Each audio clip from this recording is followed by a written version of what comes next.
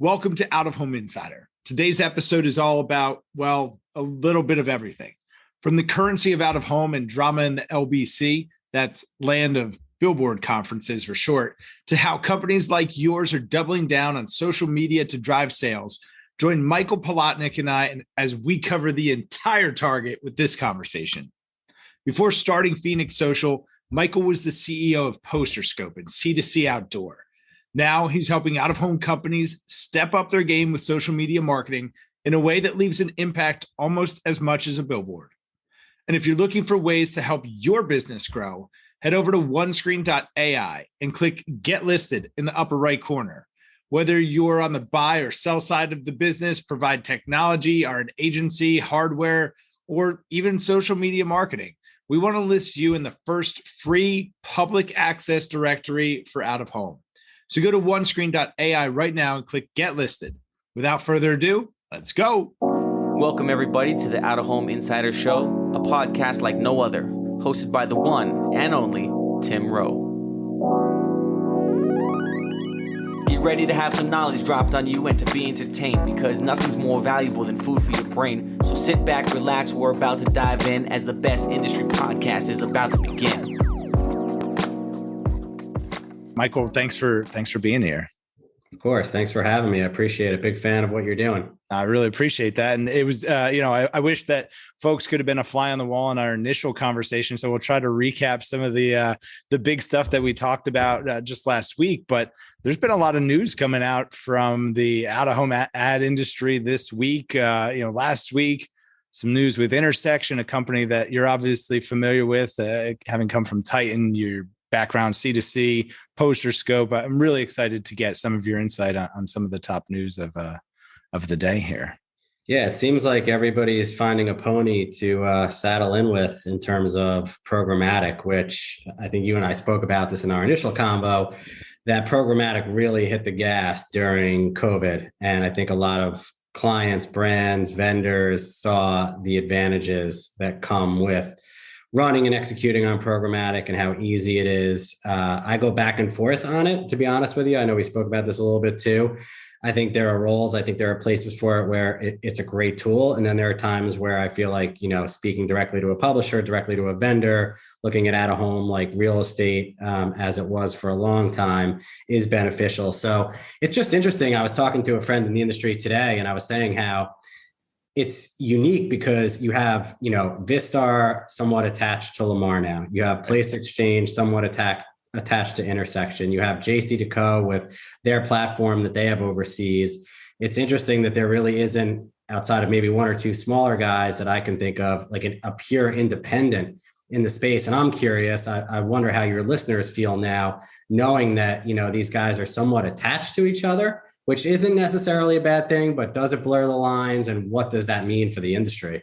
Yeah, it seems like the camps are kind of dividing. Some folks are saying, hey, this is a good thing. And other folks are very adamantly against it, saying, hey, Lamar's investment in Vistar means that Lamar's going to get all the love and no one's going to pay attention to me anymore.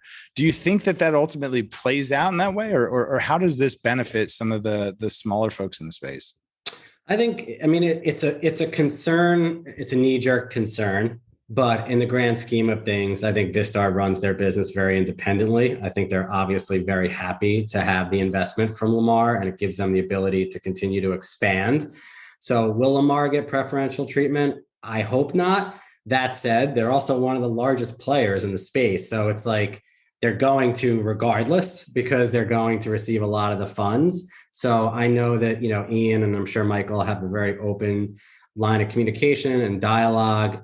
I could see the independents, not happy about how this is looking and seeing right now, but you just hope that all of these programmatic companies that are out there are looking at the greater good and what they're trying to achieve, as opposed to, lining their pockets, which obviously we're all in this business to make money, but you want to make sure it's done in the right way and that everyone's getting a fair shake and a look and has the ability to do business via programmatic channels at the same capacity that a Lamar, an Outfront, or a Clear Channel, or a JC2Co, or an Intersection would.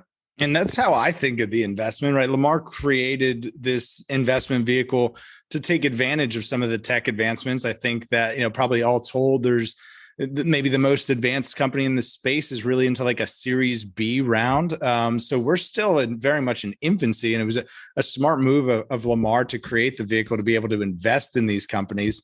And I'm thinking, too granularly, but if I'm an independent, I look at this and say, hey, Lamar's picking up the bill, right? They're gonna make this great investment in this technology, and that's ultimately going to benefit me, where I may not have had the resources to go out and build these things on my own, or I may not have been big enough or had an expansive enough footprint for Vistar to say, hey, I really want to focus on this one independent in, Tuscaloosa, who's got some things going on. So I see it as a good thing overall for the industry to have this infusion of capital coming in and really starting to build out the technology. And the news isn't a bad thing either.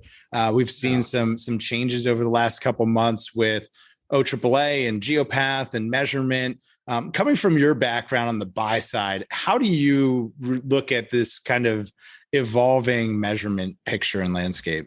Well, I think evolving is a great word to use because we need to define what it is. And I think that the industry as a whole needs to figure out what is our measurement tool going to be? And we need to stick with it. I mean, I've been in the industry for 20 years, which dates me dramatically. That said, I think I've seen 5 or 6 different ideations of how we're going to do measurement, and then the press that followed along with it. And I, joking around with you the other day, said, the past a month or so ago it was like Real Housewives of out of home going on with the negative publicity in the press. And, I'm a huge Kim Frank fan. I think she's phenomenal. And regardless of what people's thoughts were, she was a huge fan of the industry. So it's not a judgment on Anna or what they're doing over there by any means, but I just think the industry needs to pick the direction it's going into and stick with the measurement. And we discussed this. Every other industry has, what they're measured by, and it's been in place for a long time.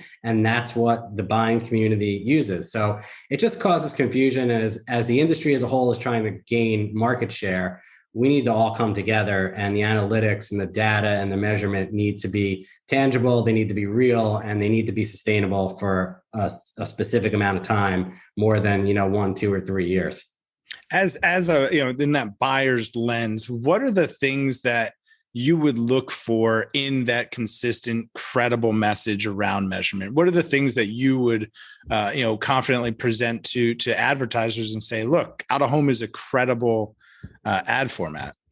Well, I think, back in the day, we were focused on DECs, as we discussed, and you had one board on one side of the road that showed 100,000 people, and then a board on the other side of the road that had 80,000 people, and it was a mess. So continuity and specifics around what the numbers are, I think, is the most important thing, and sticking with it. So putting my finger on exactly what it is, I don't know off the top of my head, but I just know from my time at Dentsu and talking to, 360i and Visium and Cara, their concern was always, all these other mediums that we're buying and playing in day to day have measurement and have specifics in place to be able to value and evaluate the media. And out of home, it's like ping pong. It's going back and forth. Is it eyes on? Is it ability to see? Is it impressions? Like, how are we valuing it? So the sooner the industry figures that out and sticks with it, the better it's going to be. But I can't really tell you exactly, one magic bullet theory as to how to fix it. I just think, there are people a lot smarter than me that probably know the answer, but I just think we need some longevity on whatever we're doing.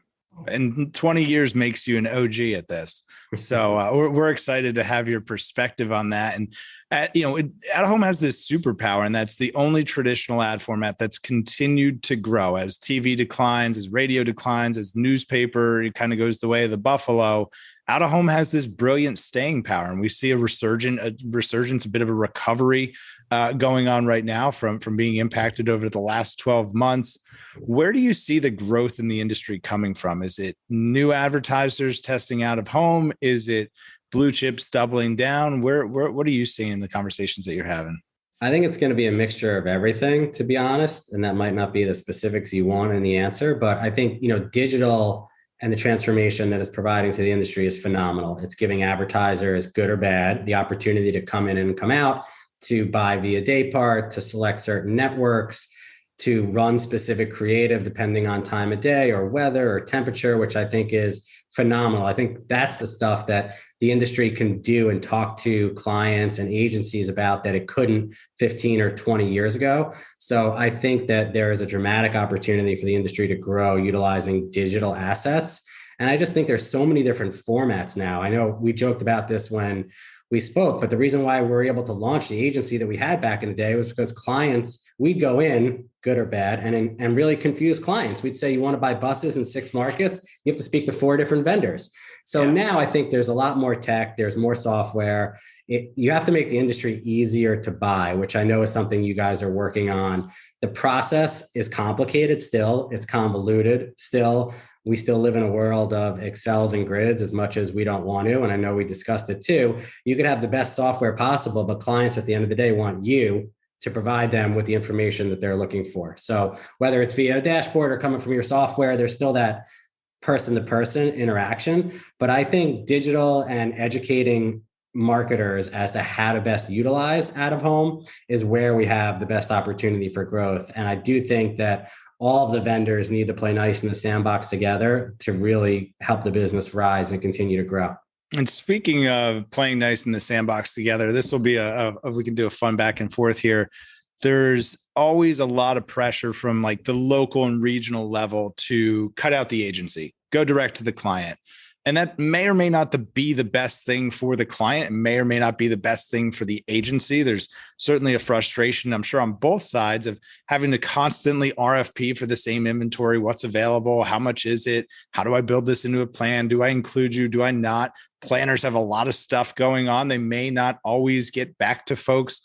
How do you see us mending the relationship between folks trying to cut out the agency and agencies who obviously provide a lot of value for clients to deliver the best experience for advertisers?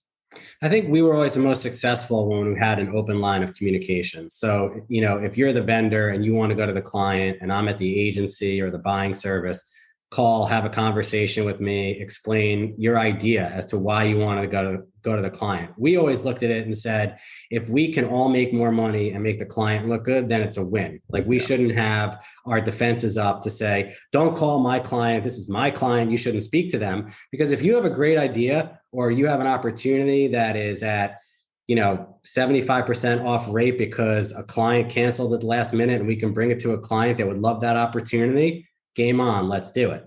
I don't like the people who get so defensive and say, well, this is my client. But if you want to have me on the phone, you want to have me in the meeting, great. Or even just tell me where you're going to talk to them about. I'll make the intro over an email and let you guys figure it out. But I think we as an industry, everybody like really digs their heels into the ground and says, don't call not everybody, but a lot of people say, don't call my client. It's my client.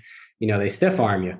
Yeah. It's like sports. They want to keep you away from their client. Now, all of that said, and I'm not playing devil's advocate, but you have to think about how busy these agency planners and buyers are and the clients are. They're getting, for every one of you that's reaching out, there's 50 more of you. There's the guy who's got wrap vehicles. There's the guy who's selling pizza boxes, coffee sleeves, elevator ads, movie ads, mall ads. And they're all great pieces of inventory, but there's all of those people times 4 or 5 coming at these buyers every day. So I've spoken to a lot of vendors who get frustrated with some of the agency people. It's challenging. There's so much inventory out there. And that's one of the things that makes our medium or makes the out-of-home medium great, but it also makes it challenging to buy. It's why there are agencies buying services and companies like the one that we had that exist. And a lot of the companies that are thriving right now are out there for that exact reason, because clients are like, whoa, hang on, I can't get 85 calls from out-of-home companies when I have an entire marketing mix I have to fulfill that includes other media formats too. So, you think about other medias, there aren't as many options most likely, and there aren't as many players in the space. Here, you look at a market like, I'm in New York, you look at how many out-of-home vendors and how many people own inventory here. It's probably north of 50 easily. So now that's just New York. Take that, right, amplify that across the country, and you're a client, you're trying to put together a campaign. It's like, you're damned if you do, you're damned if you don't. So I just think you have to have a clear line of communications. It's never going to be a perfect science, but telling people kind of what your goal is from the start and allowing people to speak to a client, as long as the idea is good and they're calling in good nature, then I'm all for it. It's not a quick fix. It's not the sexiest solution, but it's proactive collaboration and putting in the effort. So much of this industry is built on relationships that as we get some great, exciting technology and we start to, use some of these tools to maybe streamline some of the workflow, let's not lose sight of the fact that there are people involved in this and it's relationships, and the technology is there to help us with workflows and processes and make that stuff go smoother. But it's not a replacement for building relationships with everybody all around the table, it sounds like. Absolutely. And there's an education that's part of it as well. People who have been in this industry for a long time, who have gone on market rides, who always talk about the specifics of going to see inventory and going to see locations, that shouldn't be lost because it is important. And every market is different. And everyone who knows me has heard me say this. Like Dallas is different from San Francisco, which is different from Miami, which is different from New York. It doesn't mean you can't buy it programmatically.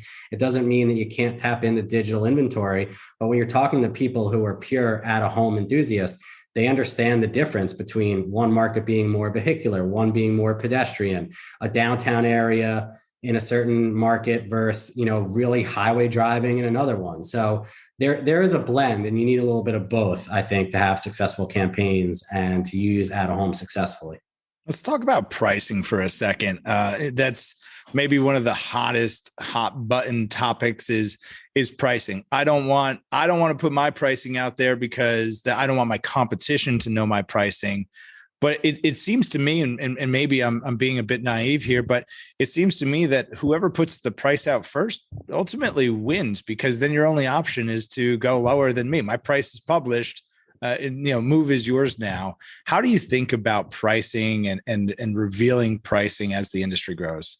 Well, I think that I agree with you that you should just put it out there, because at the end of the day, everybody negotiates, and right. Rate card is taboo. Nobody believes in it, but you got to start somewhere. So you put a price out there, you plant your flag in the ground, and then whoever you're talking to or wherever it's coming from, whether it's via DSP, SSP, direct from an agency, people are going to negotiate off the price anyway. And I think that anyone who's halfway educated in this industry knows ballpark pricing for formats in different markets, who have done their homework and who have bought it in the past. So I just think we need to get to a better place. And we spoke about this when we talked last week.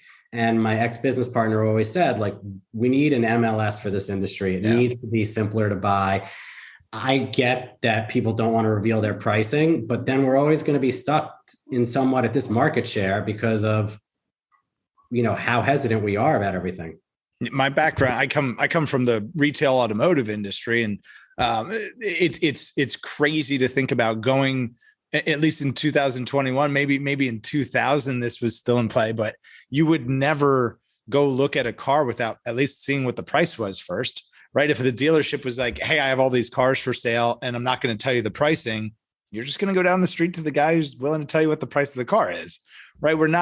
It's the unreasonable consumer. Amazon's trained us to expect things tomorrow. Everything should have free shipping. I've got DoorDash and Grubhub. I can order anything and have it at my house in 30 minutes. This unreasonable consumer mentality leading into that, I think is really an opportunity. And you're helping brands to start branding themselves and create access to out-of-home companies, media owners, and those sorts of things. How are you helping brands kind of come into the 21st century in terms of social and their brand presence? Yeah, so we saw a pretty big gap in the market from a social media perspective. And what I mean by that is you have some huge social media agencies, Vayner, Horizon, or Horizon has a division. Then, there's a few others out there. Then it kind of falls off a cliff. And watching and monitoring a lot of my friends in the out-of-home space, it seems like they really weren't paying a lot of attention to their organic social media. So Instagram, Facebook, LinkedIn, Twitter, YouTube video. And it seemed like, during COVID, especially, you had planners, buyers, clients, everybody was at home. Yeah. So you need to stay top of mind. So our team basically started having conversations with vendors, printers, agencies, clients across the out-of-home sector, and just said, listen, you need to have a presence on Instagram. You need to have a presence on LinkedIn. You need to have a presence on Facebook. We really build out campaigns that are channel specific. So what we're putting up on LinkedIn is going to be more businessy. Instagram is going to be more graphic heavy. Facebook is more boomer-ish, so it's going to fall somewhere in the middle. And then we use YouTube video depending on, what clients have video that we can utilize. We go in, we do custom engagement, hashtag research, and so on. But what we found is that, a lot of the clients are getting great response. They're getting DMs, they're getting comments. They're just looking more like a real company. And you and I discussed this too.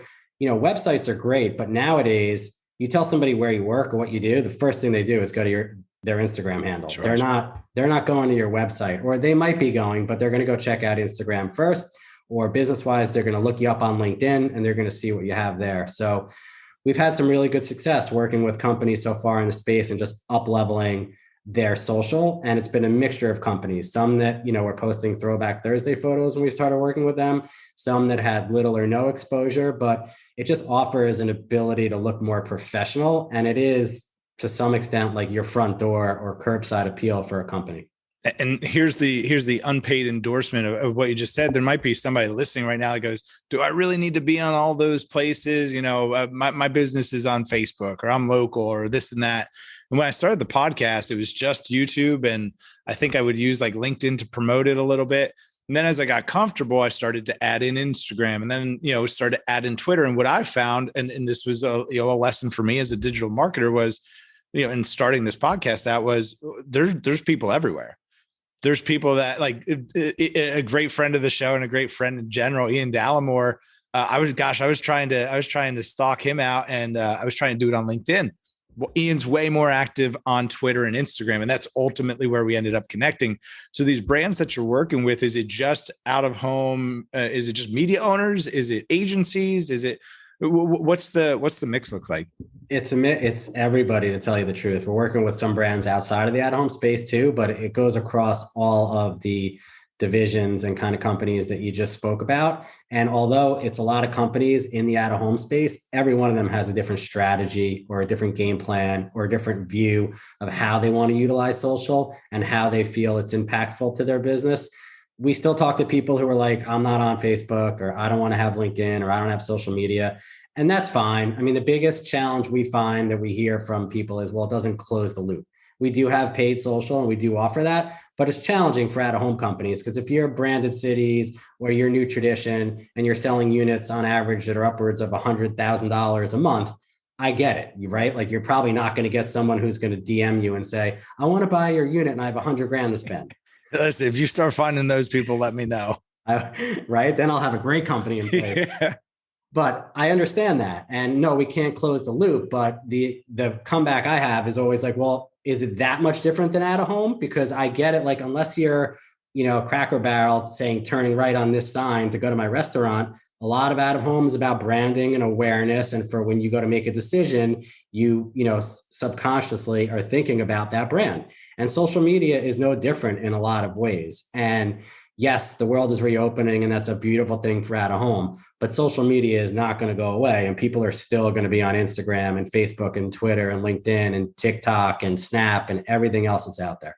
It's funny. You just reminded me of a story I kind of forgot about, which was I sold $18,000 worth of digital billboards via Twitter. I was still at Adams at the time and just moved into the business development role. And it was political season 2019. Gosh, it feels like it was yesterday, but and found a super PAC that was really excited about doing some billboards. And I had just commented on the tweet that said, hey, make sure to take advantage of the dynamic components. You're doing a political campaign. Like, there's all this other fun stuff you could do. And they said, well, what's all that? So that led to a conversation, and that led to a meeting. And they said, we had no idea that you could do all of that stuff. Maybe the company that we're working with can't do those things. And I'll leave the name out, but I said, who are you working with? And it was definitely a company that had all those capabilities. And they were really kind of discouraged. I said, well, why didn't anybody mention that? They just asked for our creative in the check, and they didn't tell us about all this dynamic stuff. And ultimately that led to, we want to work with you as we go into these other markets. And it turned into, an $18,000 opportunity and a really good campaign for the candidate. But That would be my encouraging message to maybe a smaller operator, a regional operator, that let your sales team get engaged on different social platforms. It's not just smile and dial. There's opportunities all over the internet. And what you're doing is really creating a presence for these folks to create that engagement from a credible platform, it sounds like.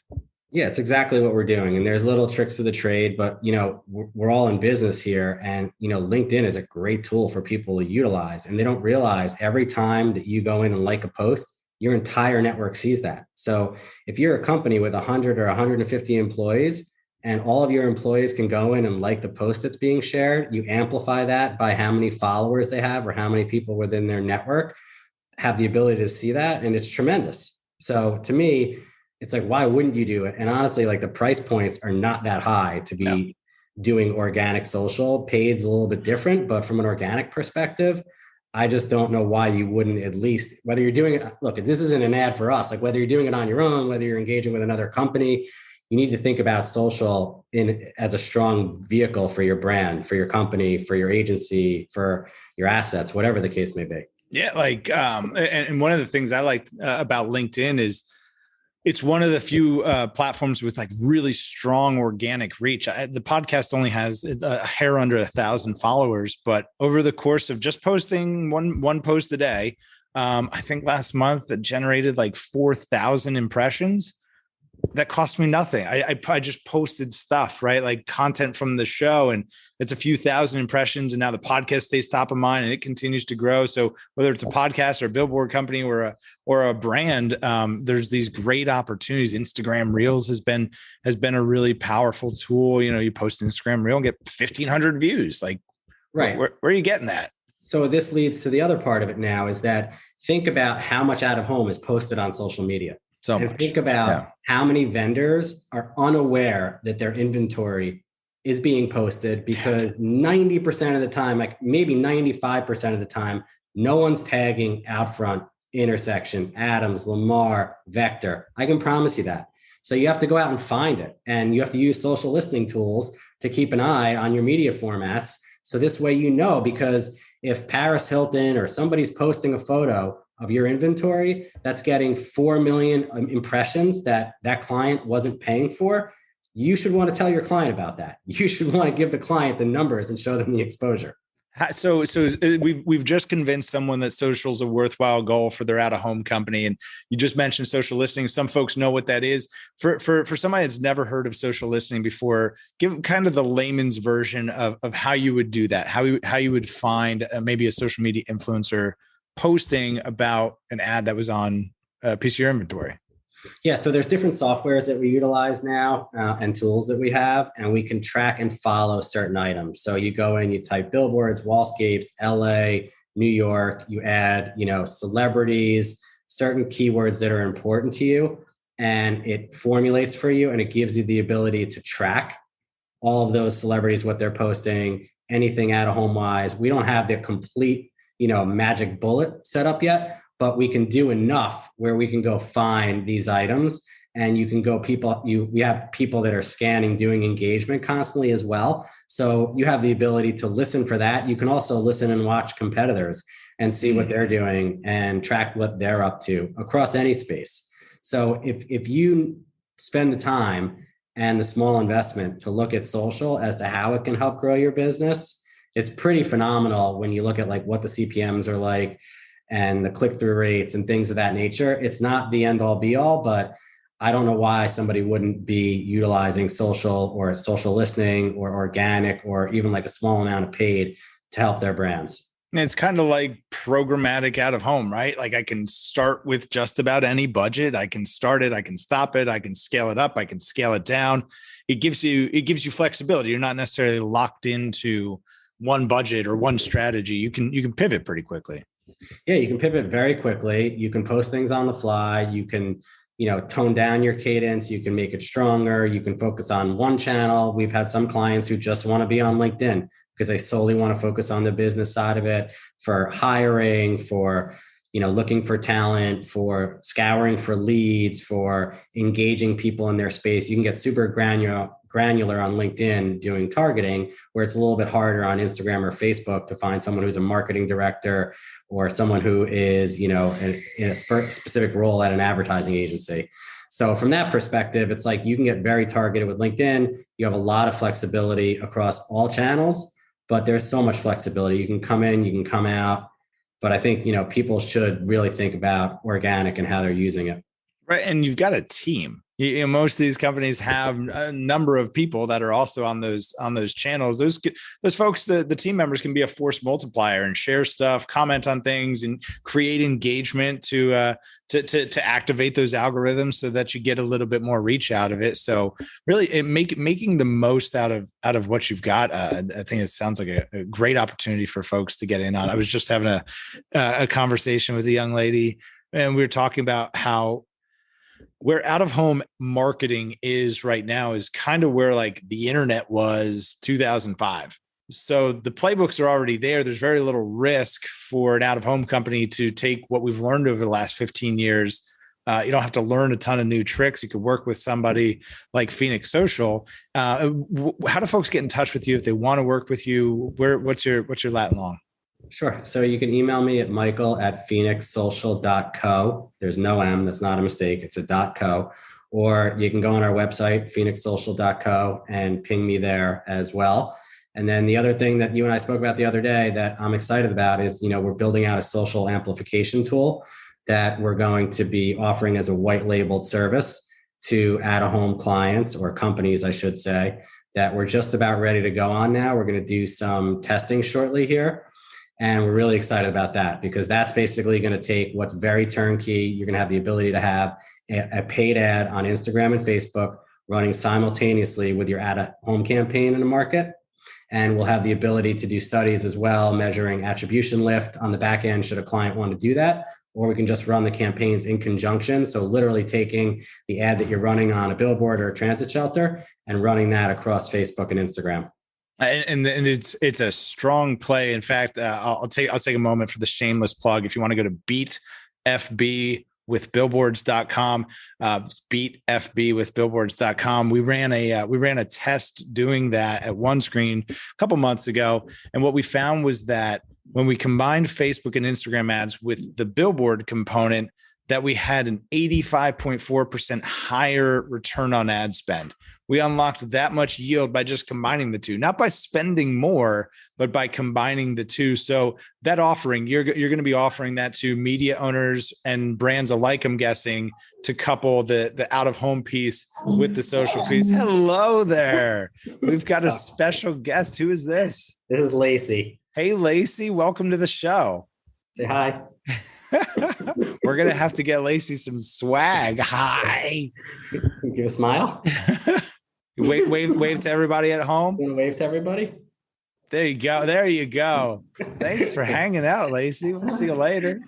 You were giving me a good plug though with that number right there. Yeah, it was crazy. And that's been an opportunity. At OneScreen, we're having those same conversations with advertisers of you're doing billboards, you're doing Facebook and Instagram. You might as well have the two things work together. Right. And that's essentially is that the social amplification platform that you're building? Exactly what we're doing. We see the benefits that mobile amplification has, and this can work in conjunction with it, or it can run next to it, or it can run solely. But with all the challenges that we discussed with what's going on with iOS and with Android and people opting out of apps, being in an actual platform that's serving real ads, I think is going to be even more important now. And we can target down to zip code. There is a lot we can do from a trackability perspective. And the two mediums speak really well together. And it makes sense. It makes sense, right? And my introduction to billboards was at Adams and selling some of the digital marketing products to folks who are already buying billboards. The two things working together makes sense. It makes sense for a billboard company to want to diversify the portfolio of ad products that they can sell. And this is just a natural fit. If you're already doing billboards, if you're already doing social, you might as well be able to put the two things together. And that's something that you're going to be offering. That's exciting. I'm looking forward to hearing more about that. So we're going to have to do a follow-up when you got some good case studies on that. I'm game. Excellent. One more time, give the folks the latitude and longitude. How do they find you? Phoenix Social. Go ahead with that email on the website. phoenixsocial.co, or you can email me at michael@phoenixsocial.co. Awesome. And are you a podcast guy? Are you a book reader? Where do you go for motivation, inspiration, education? I mean, in my free time, I'm everywhere. I'm on Twitter. I'm on LinkedIn. I'm reading constantly. I'm not a big book guy just because I don't have enough time in the day. I have, as you can see, an almost 18-month-old and one on the way. So God bless. Days are tight mixed in with a 12-year-old. So reading books is not happening right now, but I'm on every channel reading as much as I can and staying in touch with as many people as I can to stay educated. I'm the same. I love books. I've got bookshelves full of books that I've never read. I go to YouTube. I'll buy the book and then I'll go to YouTube and find, as much content from the author and consume it that way. And that was ultimately the inspiration for the podcast. This is a format native to me. So it's great to be able to have a guest like yourself, Michael. Really appreciate the perspective that you brought here today. Thanks for having me. Big fan of what you're doing, what the company's doing, and what you're doing, for your personal brand as well. So keep it up. Thank you. It's proof that social works. This was a podcast started with a $35 Logitech camera. I'm excited to be a part of the team at One Screen. That was ultimately how I found myself there. So social works. If you're listening to this and you haven't been convinced, at least go check out Phoenix Social. If this was helpful, please share it with somebody else who could benefit. Make sure to smash that subscribe button down there in the corner, and we'll see y'all next time. Quarter century, I finally came to my senses. I finally got my hand up on the tinted Benz, kid. I see the world clear through my tinted lenses. With the dream and the drive, the possibilities endless. Now print that, send this all the way to Tokyo. Take a trip down south, down to Mexico. Next stop, Shanghai, the world-class trade show. First class all the way, cause that's how we roll. Yeah, call us the rock star businessman. Rockin' shows, we handle business, man. We got our own future in the palm of our hands, cause divided